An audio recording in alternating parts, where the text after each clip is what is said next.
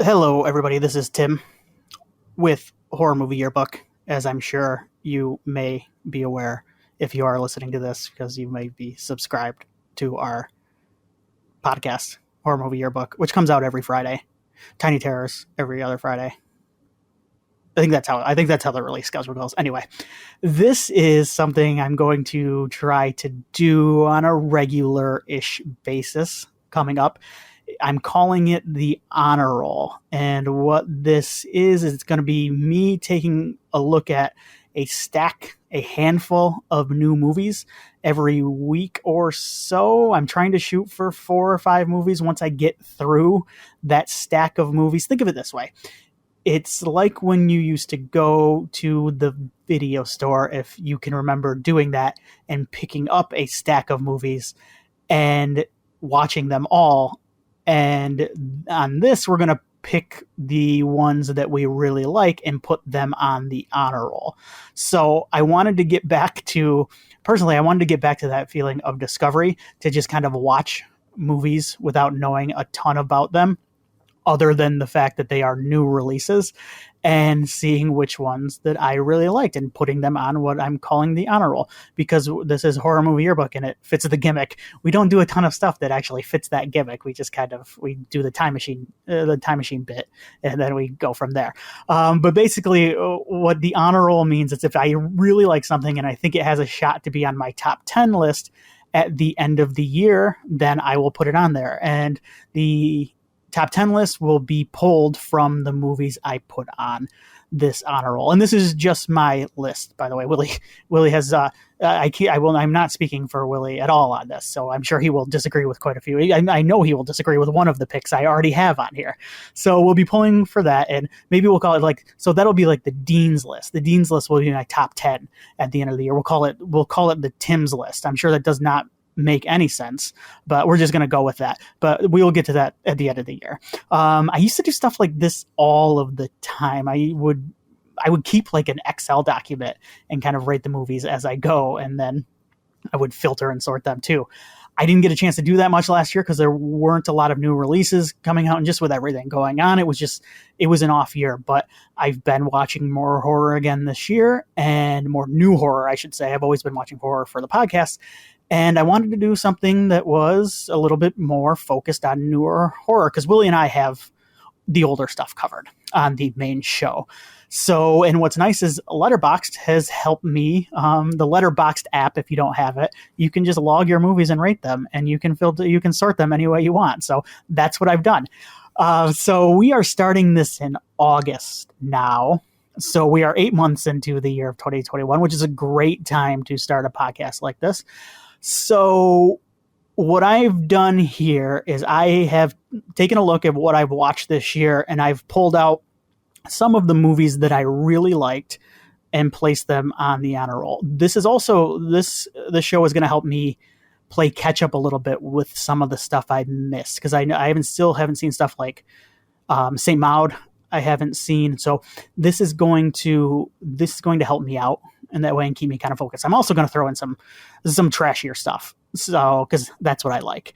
So it's mostly going to be horror movies, maybe a little bit of action, because that's my other weakness. But I would say if we do 4 movies a week, if I watch 4 movies a week, 3 of them would be horror, 1 would be an action movie.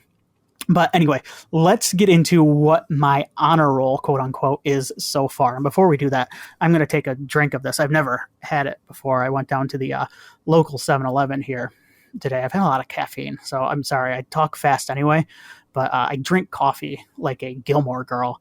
And I also today have decided to buy a Pepsi Blue.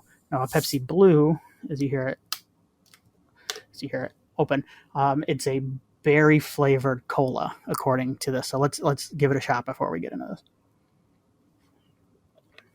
Yeah, that's not the best. So maybe I'll stick with water here. All right, so here is the honor roll so far. All 3 Freer Street movies kick it off: 78, 1994, and 1666. If you want me to pick my favorite, it's probably 78. but I had a blast with all three of them, and I think they all hold up as a trilogy really, really well. 1666 was my least favorite, but it's also the capper, and a satisfying capper at that. So I could see any one of these making my top 10 at the end of the year. Probably not all three. I'll probably end up picking one because I'm a coward. The next one up is Sun. Sun is a Shudder original movie. It's about a mother and her cannibal son on the run. It's an on-the-run type movie, and I won't say anything more than that. I'm going to try to keep this a little bit spoiler-free, but that is Sun on Shudder. Next up, A Quiet Place Part 2. Is it Part 2? I think it's Part 2 and not Chapter 2. I can't remember. It's It Chapter 2, A Quiet Place Part 2. If you want to hear more of my thoughts on this a little bit in depth, go check out the Midwest Film Nerds. Alex and I sat down and watched this, and then we recorded an episode on it. I think like a whole hour we spent talking about it, but I liked it as much as the first one, and I liked the first one a lot. So there you go. Next up is Slacks. Slacks is also a Shudder exclusive.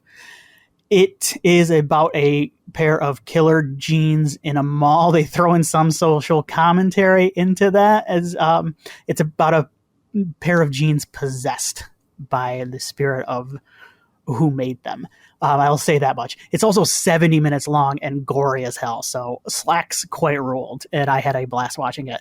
Also had a blast watching Psycho Goreman. Psycho Goreman is by Steve Kostansky, who directed The Void, that newer Leprechaun sequel. Psycho Goreman is an irreverent, hilarious, just kind of trauma-esque, Full Moon Features-esque splatter flick. It's kind of like, yeah, if you threw those in a blender with Mighty Morphin Power Rangers or something, you would get something like that. The other next up on my list here on the honor roll is The Amusement Park, which is kind of a cheat, but this is the unearthed, quote unquote, George Romero movie from, I think, the 70s, the early 70s. I don't want to blank on that, but this was right after Night and before Dawn, kind of that era of George Romero. It was funded by the Lutheran Society in Pittsburgh, and it's a really kind of dark look at aging and how we treat the elderly, and it's classic Romero in a sense. It's not really a movie in some ways, but it's really kind of haunting and weird. It's something else, and if you're putting a new George Romero movie out, I'm probably going to put it on the honor roll. So next up, not the amusement park. Speaking of amusement parks, though, Willy's Wonderland. Willy's Wonderland is the Nick Cage fights animatronic, like Chuck E. Cheese type, possessed by demon animatronics. This is Nick Cage. It's not Nick Cage like Unleashed. I think they call it like Rage Cage or whatever.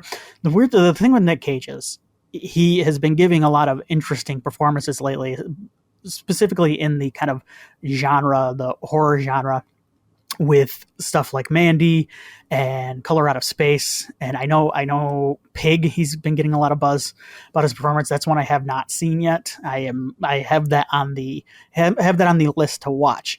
But the thing with Nicolas Cage is, like, he makes so many movies and so many of them are garbage that you kind of roll your eyes sometimes when you see a Nick Cage movie, especially one where he's fighting animatronics. But I really like this. It has plenty of bloody animatronic gore, if that makes any sense. And it plays it kind of straight, especially with Nick Cage's character. Nick Cage barely says anything, if anything at all, in this movie. So it's a very, in a way, a restrained performance. It's a big comic book of a movie, though. The other movie I liked, and this is kind of a little bit off the horror track, I guess, but it's Godzilla vs. Kong. And for what it was, as far as these versus movies go, I thought this is probably one of the more fun of this type of movie that I have ever seen. I had an absolute blast watching it, specifically, particularly the last 30 or so minutes. I think it's just a joy to watch unfold. Next up is Candisha, which is a Moroccan kind of supernatural slasher movie from the directors of Inside, back in the day, kind of that French extremism movie from back in the day.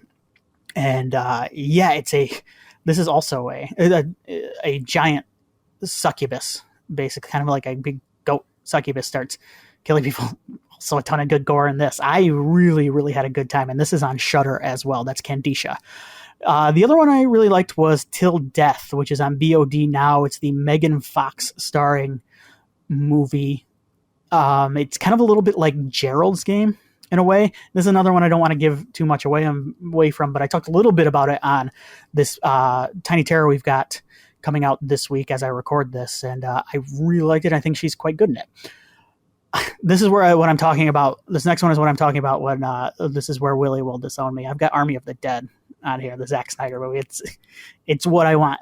I'm putting it on the honor roll. There's a lot to like in here. The issue is there is a lot here, and that is Zack Snyder in a nutshell for me. But man, it's a dark, kind of cynical movie in a lot of ways, but it's also really funny for me. It's what I want Zack Snyder doing. I'm putting it on there just because I hope he does more. I just hope he does more zombie action movies. It's way too long though too. So I think I'm waffling. I'm going to put it on here. I'm going to put Spiral from the Book of Saw on here as well. It is a nice change of pace from where the Saw sequels have gone. It's different. It features a different soundtrack. I know I've talked about that.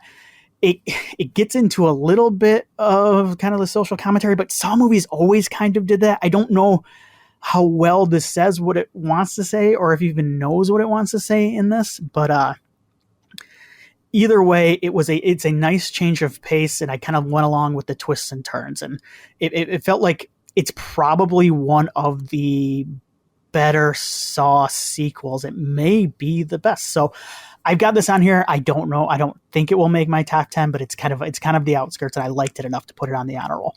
So let's talk about some new maybe additions to this list. I watched, so this is going to be 4 movies this week.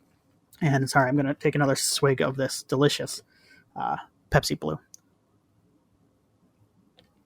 Hopefully my mic didn't pick up too much of that. It's probably picking up me putting the cap back on it. Second taste was better. I'm trying to remember.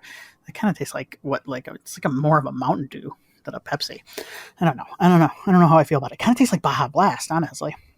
But I'm not much of a food nerd. You're gonna have to listen to the Game Nerds for more on this. Maybe they'll review it. I know they're big into the Faygo firework stuff. So let's talk a little bit more about some movies here. The first one I've got here is Things Seen and Heard. This just came out on Netflix in July, I believe. That's I think it's been in the top 10 for most of the month. It may have even come out sooner than that. They are just that's Netflix for you. They're just like dropping new Amanda Seyfried movies just without any warning. It's based on a novel called All Things Cease to Appear, which is a 2016 novel by Elizabeth Brundage. I have not read that novel. I looked into it a little bit. It seems to follow a similar track plot-wise.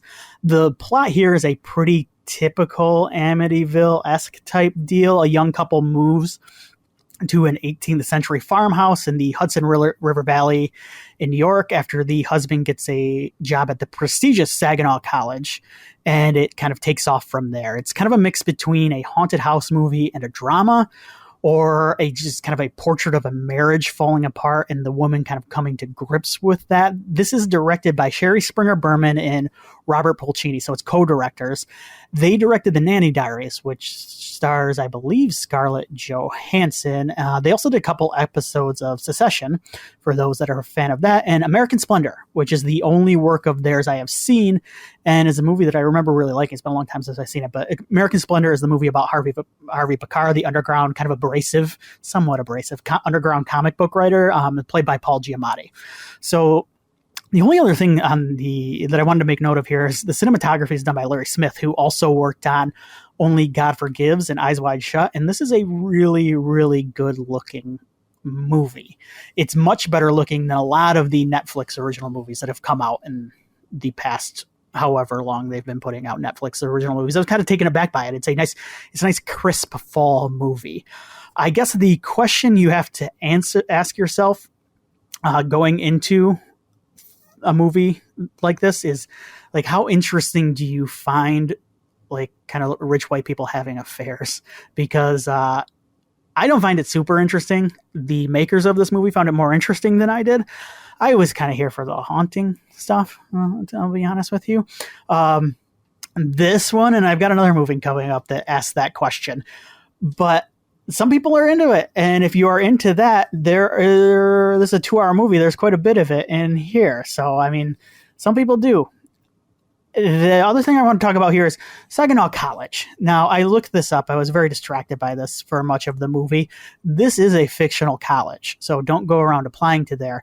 Well, the reason I looked it up is there's a Saginaw, Michigan. This takes place in New York, upstate New York. I've never been. I've been to New York City, never been to upstate New York. I'm sure it's beautiful up there. It looks very beautiful.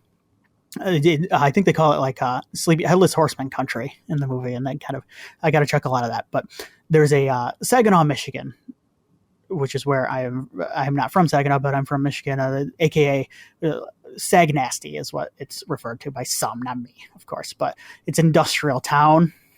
I've been there. I've been there quite a few times for various reasons. But Saginaw College has nothing to do with Saginaw, Michigan. But let's see, who are some famous people from Saginaw, Michigan? We've got the actor and star of King Kong, I believe the original, Robert Armstrong.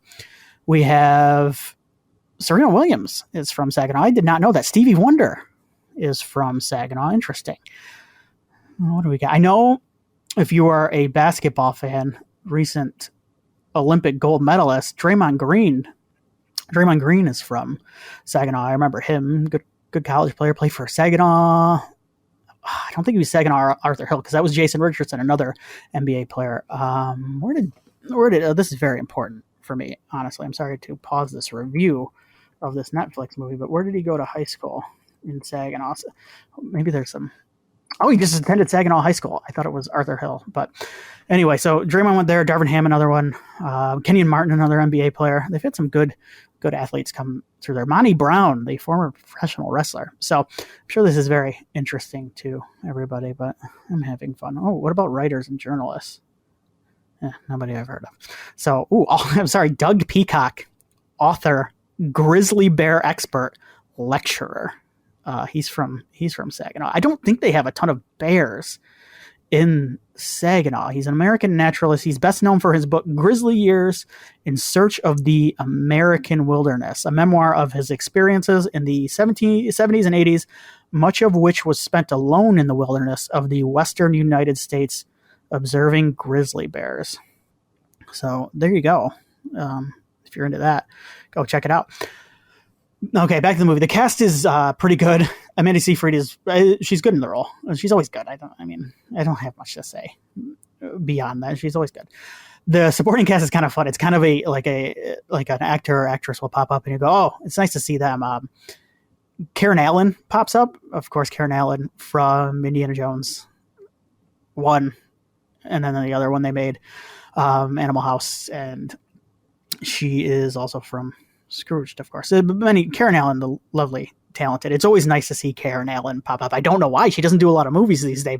She may know the directors. I didn't research that. Natalie Dyer, the Netflix connection here from Stranger Things, of course, but also she did a movie that came out. It's kind of a smaller movie. If anybody's a fan of the movie Saved from the early 2000s with Mandy Moore, the movie is called Yes, God, Yes. It's very similar, and she plays the lead in it. F. Murray Abraham, the legend, who is, of course, best known for his role as Rafo from Jonathan Frakes' Star Trek Insurrection, and then Michael O'Keefe, who many people might remember as Danny Noonan from Caddyshack, and he was on Roseanne for a while, too. He played the boyfriend. This movie itself is okay. It's very okay. It's not really a horror movie. This is more it's more of kind of a drama about the relationship falling apart. I don't know if it's just because I wasn't prepared for that or if I didn't find it super interesting. It never gets particularly scary, really. For me, at least. I don't know. I don't even know if that's what it's going for. Its focus is mainly on the relationship, and maybe a little bit too much and not enough on the scary stuff. It goes a little bit into the idea of the afterlife, and there's a great quote in it actually that says, "Men at his age in life are afraid to ask those questions," kind of referring to what happens after someone passes on. It's a nice quote and kind of exemplifies the stuff that I found more interesting in the movie and the stuff that started to crop up later as it goes. I did think this movie got more interesting as it went on. It's 2 hours long, and a lot of it is focused on the husband having a kind of a fling with not his wife. Is it scary? No, not really, but I don't think it's really meant to be. So, like, for example, so to put it on there, this one did not make the honor roll, but it's okay. I don't think it's a nice. I wish I would have watched it in October. This is a nice fall movie, and it's kind of got a spooky feeling. It's kind of got that northeastern horror feeling, northeastern United States horror feel to it. Like I said, it is beautiful looking. I kind of wish maybe I would have liked it a little bit later in the year, but as far as August goes, no, it does not make the honor roll. I watched another Netflix movie that has like the exact same plot. It's called Aftermath. It has the exact same plot. I should mention that Things Seen and Heard it's a period piece, takes place in the 70s. But this is another movie that just came out on Netflix, Aftermath. It features a young couple whose marriage is falling apart as they move into their dream home and begin to experience strange happenings. I think this just came out this week. It stars Ashley Greene and Shawn Ashmore. That's a tough name to say. I struggle a lot with pronunciation. All the time I kind of jump it. Shawn Ashmore is tough. I guess I like so I like Shawn Ashmore. I've only really seen him as Iceman, though. He's in The Ruins and Frozen, so I've seen him in that, I guess. Does he usually... I always liked him as Iceman. He plays kind of an ass here. I think he kind of plays that in The Ruins and Frozen as well. I can't remember. It's been a minute. The other lead is Ashley Greene. She's from the Twilight movies. And, of course, The Apparition, co-starring Sebastian Stan. This is directed by Peter Winther, who was a producer for a while. He produced Mel Gibson's The Patriot. He directed some other stuff as well, mostly television. Yeah, like I said, this has a similar setup. They drop these movies on Netflix within a month of each other. It's like the same movie. A young couple struggling to stay together while they are offered an amazing deal on a home with a questionable past that would normally be beyond their means. That's when they take the deal. He's like he comes in and he like after like a bloody. I think it's a domestic dispute. Shawn Ashmore's character comes in, and the guy's blown it's a murder suicide and there's blood. He's like a cleanup guy, and he's walking around. He goes, "This is a great house. Let's make an offer on it." So to expand on that, I've got some advice here for aspiring screenwriters, maybe that are listening to this. We get it. So there is an affair that happens in this movie. It happens before the movie starts. A character cheats on their significant other. Okay, Ashley Greene cheats on Shawn Ashmore's character before we even join these characters. And the screenwriters make sure to mention this like 5 different times in the movie. So with some advice, you don't have to do this 5 times. You can do this once if you want. You can mention it once if you want. If you are, you don't even have to mention. You can just you can introduce the idea of it and then have tension go from there. But this sums up the movie. So Ashley Greene is like, I don't want to move into that house where there was just a murder suicide like 2 days ago. Like I don't want to do that. And then Shawn Ashmore's character is like, yeah, well then I guess you shouldn't have cheated on me. So these are the kind of people. And then it happens like 4 or 5 more times. She's like, oh my God, I'm hungry. And he's like, yeah, well, you wouldn't be hungry if you didn't have sex with somebody else that wasn't me. So this kind of stuff, it occurs constantly, and you don't want to watch it. And this is another 2-hour movie. Why do we continue to do these drama hybrids and make them 2 hours? I don't care. I want to get to this is worse than the other one I was talking about. But there's also a funny part in this movie where Ashmore, he's like the cleanup guy, and they get the house. So they go there, they get the house, and it gets twisty later on. The movie does. I won't go into some of the twists, but it's at one point early on, it's revealed someone has been subscribing to like hardcore pornography magazines in his name and getting them sent to the house. And this is not like, he's not getting sent like Playboy. Like he's not like, he can't tell his wife, Ashley Greene, he can't be like, oh, there's a spider. I shoot him. He can't be like, I'm reading it for the articles or a good article here on, I don't know, politics or something. But it's more, this is like, he's getting like sub-hustler stuff, like the stuff you find in convenience stores. So he's getting these sent to his house as like a subscription, I believe. I don't know. They didn't explain this super well, because I don't think you could subscribe to these sorts of magazines. I'm sure you could. Like this takes place in modern day. I don't even know if these magazines are still around. It's been a while. I live in the burbs now. I remember back in like when I lived in Chicago and stuff. you go into those convenience stores. I would go in before work. I work at like 4 a.m. I go into the convenience stores, and boy, like seeing some of the stuff in the magazine racks it's like a fresh cup of coffee when you look at the covers of those. But I don't think you could ever subscribe to them. That's like a one-time pickup. Sometimes they came with a DVD. I would not know about this, but I don't think you could subscribe to these type of magazines. You can't just get them delivered to your house like this. I'm not sure on this, but he's like really mad about it, and I kind of didn't get it because he can just explain like, I did not order this, and he can always go back to his old standby, which is, yeah, I ordered this. It's because you cheated on me, because that seems what he blames all his problems on in this movie. So he's all mad about this, and I couldn't figure out. And I'm like, oh well, maybe he used his credit card, but I don't think he did. I think the guy that was trying to spoiler. I think the person who was trying to mess with him like bought the subscription on his own money, so it's kind of like a free gift. I don't know why he's so pissed off about this. It plays around with the idea that this might not be supernatural later in the movie. Spoiler again, I think it is. Like later in the movie, like the lead singer of AFI, I'm pretty sure. The guy looked exactly like the lead singer of AFI, the band. He shows up, so I think that's a dead giveaway that it's supernatural. He's very pale and kind of tall and long hair. This movie is not good. This will not make the honor roll as well.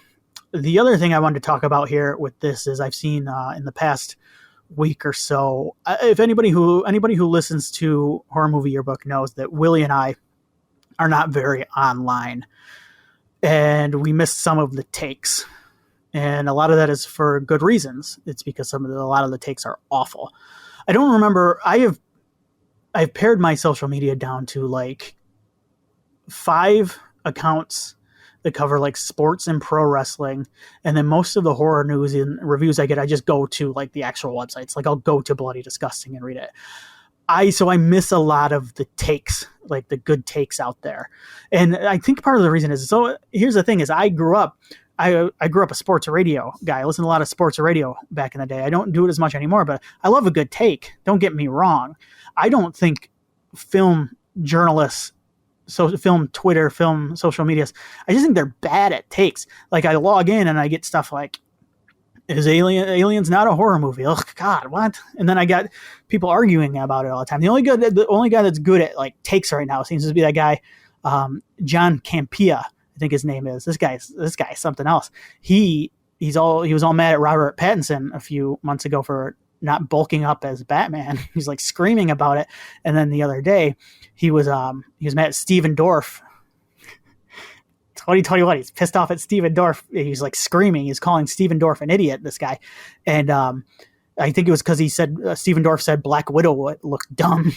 And so this Campea guy is like in a rage about it. It was quite the video. Gotta check it out. You've never seen a guy so mad at Steven Dorff. Star of Fear.com, Steven Dorff. This guy is worked up about him. So the debate I saw, back to this. The debate I saw was the 1.25, because Netflix has that feature that you can watch a movie on like 1.25 or 1.5 speed. I will say, so there was a lot of back and forth. People are like, that's not how you watch movies. You shouldn't watch movies like this. And then other people are like, yeah, trying to fit in a lot of movies, I guess, is the side. So here's what I'll say. I don't care. This is so, as you can see, my hot take is I don't care how someone watches the movie. I watched the last 20 minutes of this movie on 1.25 speed. So there you go. And by the way, Netflix did not introduce this idea to me. I used to do this back in the day when I watched DVDs. If a movie is boring, I'm going to either shut it off, or if I want to see how it finishes, I'm going to watch it at a quicker speed. So I appreciate the Netflix 1.25. I would never go to 1.5 speed. 1.5 speed is too fast. I think that's too much. I think you ought to take that off. But who am I to judge? I should also say I listen to podcasts mostly at quick speed. So I got to get these things in.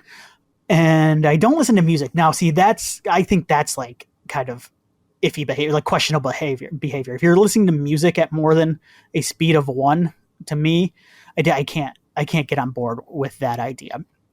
But 1.25 speed. I wanted to see how this movie ends. I made it through an hour of it. I got to see how. Oh, shit! I made it through an hour and a half of this movie. I wanted to see how it ends. And guess what? I don't have the time. Like, I guess I could have done something more productive. I could have shut it off and like went and mowed the lawn, but I could have done that. I wanted to finish this, and then I would go and mow the lawn after I did not actually mow the lawn.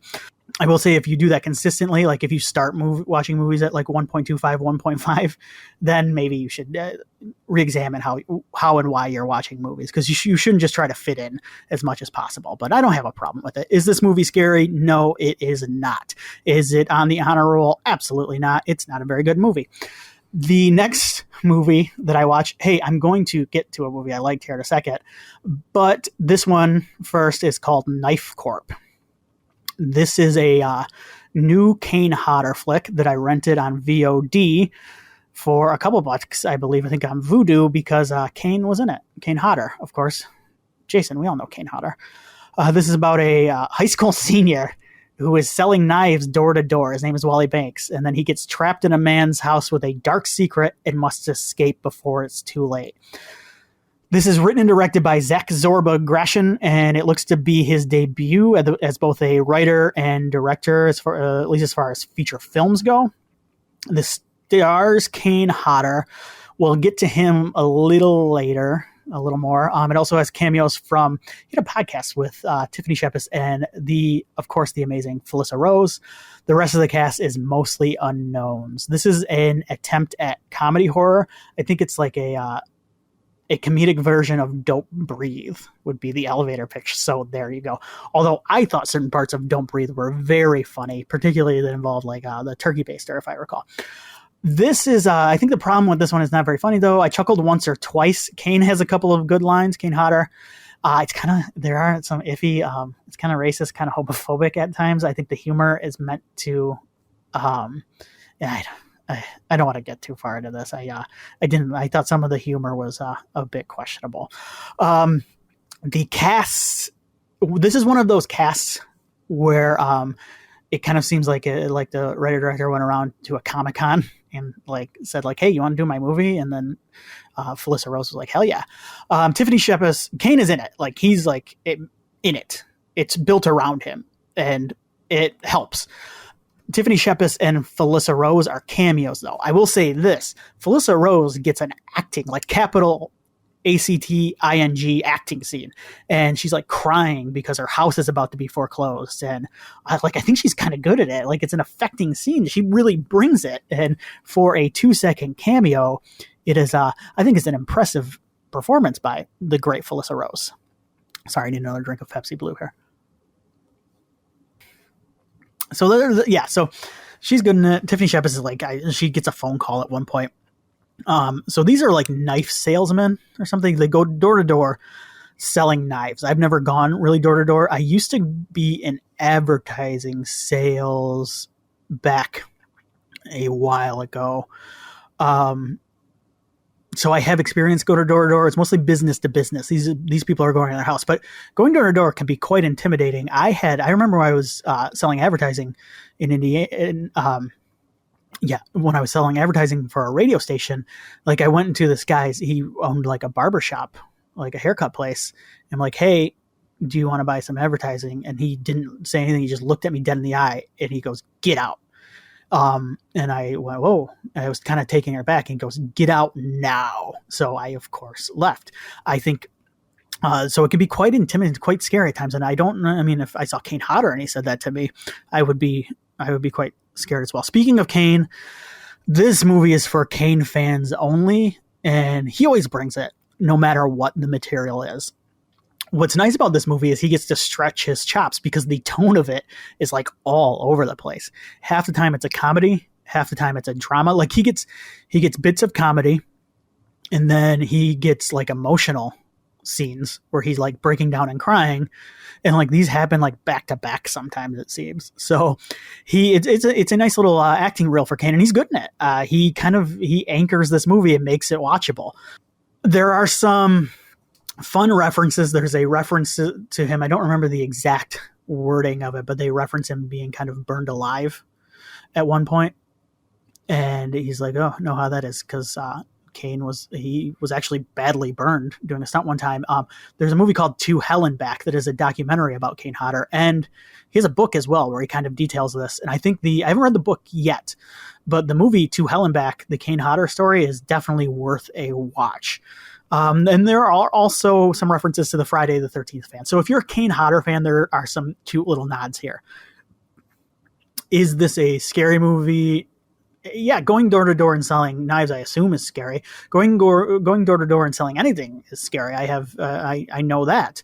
I always try to be decent. Like, so we get door to door salespeople, and I always feel bad. Like, I don't want to buy anything. I'm never going to buy really anything door to door unless, like, well, I guess I shouldn't say that. So, like, if a Girl Scout comes up and she wants to sell, Thin Mints, I might buy some Thin Mints. But if it's a cable guy or somebody, I'm not going. I get out of the way. I hide. My wife will just like dive out of the way of the window, and I probably do the same thing. So, but I always try to be decent or at least ignore them. I'm not like Kane Hodder. I don't attempt to murder them like he does in this movie. This also did not make the honor roll. This one in Aftermath, you can skip. The first movie, Things Seen and Heard, you can check it out. The last movie I want to talk about, though, is The Stylist. This is an A24 flick, which I personally, that is always not the sign of quality for me, or it's always not the sign of me liking it, I should say. This movie right now is only $2 on Google Play or Google Rent, whatever the Google service is. This is about a lonely hairstylist who becomes obsessed with the lives of her clients and descends into murderous madness, as one does. Another swig of Pepsi Blue here. As you can see, I'm stumbling on this caffeine has hit me again. This is directed by Jill Six Gavardzin. No, I'm sorry. Much like she like the stylist in The Stylist, she was a hairstylist before she became a director. She's mostly done short films up to this point. She did a short film called The Stylist, which is weird. I didn't know that until after I watched this movie, and this movie kind of feels like a short film stretched into feature length. It doesn't sink the movie, but it does wear a little bit thin in the middle. I'll say that. The lead actress, Najara Townsend, was actually in that short film. It won some awards at film festivals, and now here we are. I should mention the cinematographer as well. It's Robert Patrick Stern. This is a very giallo-like color palette. A lot of reds. It kind of looks like psychedelic or dreamlike a lot of the times. This is another really cool looking film. This is the second kind of buzzy horror flick this year starring Bree Grant. She was in Lucky, which was a Shudder exclusive. I watched that earlier this year and I thought it was okay. I didn't love it. A lot of people really liked it though. So it's at the very least interesting and probably worth a watch. I know Bree Grant. She was on Heroes Dexter. I remember her from Friday Night Lights. She was Landry's kind of nerdy girlfriend-ish, maybe. But she also wrote and directed a movie called 12-Hour Shift a year or two ago that co-starred Angela Bettis, David Arquette, and Mick Foley, and I really like that. It's kind of like a dark humor style. It's a horror movie with a lot of dark humor in it. The opening and the gore throughout are what I want to talk about from this movie because it kind of had me from the get-go, honestly. The opening sees the stylist with a woman in her chair and she's complaining about her life, and then the stylist, the bad girl, she scalps her and it's super gnarly. And the gore throughout is pretty nasty, which is good because even in the middle when the movie was losing me a little bit and I thought it was stretching itself a little thin, I would get some nice little gore moments. Without spoiling anything, the gore also goes along with the film's dark sense of humor. This has that, and the ending in particular, I could not stop smiling when I realized where it was going. This has a fantastic ending. It's also more 90s thriller than I expected, and I really like that about it. Its influences are stuff I really like. The giallo influence is pretty obvious, particularly aesthetically. It's also a little more single white female than I expected, which is cool. And it's also a little bit of Lucky McKee's May, if you remember that movie with Angela Bettis. There is a scene in the movie where the stylist is in the couple's bed and she's doing things to herself, and she's looking at a picture on the nightstand of the couple. And there are some undertones, overtones, and some lesbian undertones, overtones. But I think this even adds another layer where she's kind of looking at the couple and going, "That's what I want," and that's what's getting her going a little bit. It also has a really neat, like, kind of piano driven score as well. So I've been asking, like, is this scary? Yeah, this is scary. Occupational based horror, always scary. I don't know. This is like a female version of The Dentist. I don't know if she's as scary as The Dentist. Corbin Burnson is very menacing, but I don't, for me personally, I don't like getting my hair cut. I have some sort of like, kind of like social anxiety. I don't like talking to people. And then even though I'm only there for 10 minutes, I always go there and I'm like, well, they're like, "What do you want?" And I go, "I want the 2, I want the 3," or something. And usually they have me in the system. I'm only in there for 10 minutes, but I don't know. I'm just like, I'm awkward and weird. But you're also at their mercy. They could drug you and scalp you anytime they want. So just be aware that you don't get someone like the stylist. I've never been to a stylist though, because my hair, I just cut it. Also the idea of like obsessing over the lives of other people and never being satisfied with your own life is pretty scary as well. This is the movie. I'm going to put this movie on the honor roll. So there you go, The Stylist. I am going to throw in there with movies like the ones I mentioned earlier, movies like Army of the Dead. So there you go. That is the first episode of this. We're going to do this kind of how we do the Tiny Terrors episodes. We're going to release them first on our Patreon, patreon.com/MidwestPodNet. And then I'm going to put them up before a couple days after they're released on our Patreon. So if you want these a few days early, just check out our Patreon and you can get access to our bonus episodes. You can get access to any Game Nerds bonus episodes, any bonus episodes that we put out. You can get access to them a little bit earlier. Also, you can also get access to our Discord as well and all sorts of cool stuff. So yeah, check it out again, patreon.com/MidwestPodNet. But that is it for this time. I'm going to be back whenever to take a look at a new group of movies and find out which ones I'm going to put on the honor roll. So there you go.